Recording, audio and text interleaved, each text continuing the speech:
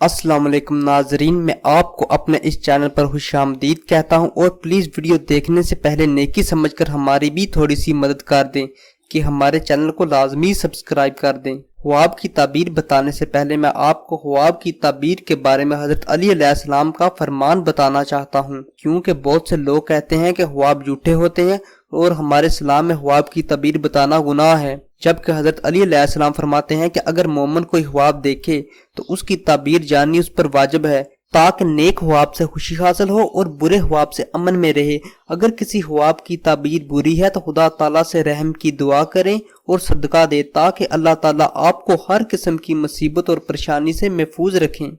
ناظرین، آج میں آپ کو خواب میں مختلف طرح سے باغ دیکھنے کی تعبیریں بتاؤں گا۔ اگر آپ نے خواب میں ویسے کوئی باغ دیکھا ہے تو اس کا مطلب ہے کہ آپ کو کوئی خوشی حاصل ہوگی، آپ راحت پائیں گے یا آپ کے غم دکھ دور ہو جائیں گے۔ اور اگر آپ نے کوئی پھلدار باغ دیکھا ہے تو یہ دولت حاصل ہونے یا پھر کاروبار میں ترقی ملنے کی دلیل ہے۔ لیکن اگر آپ نے باغ پر موسم خزاں دیکھی ہے تو یہ تکلیف یا کوئی رنج و غم اٹھانے کی نشانی ہے، اس لیے آپ صدقہ دیں اور جتنا ہو سکے یا حفیظو کا وظیفہ کریں اور یہ خواب کسی کو مت بتائیں۔ ناظرین، اگر آپ نے خواب میں کسی باغ میں پودا لگایا ہے تو یہ لڑکا پیدا ہونے یا راحت و آرام ملنے کی دلیل ہے، اور اگر آپ نے باغ سے پھل توڑا ہے تو یہ مال و دولت جمع کرنے، کاروبار وسیع ہونے یا باعزت ہونے کی دلیل ہے۔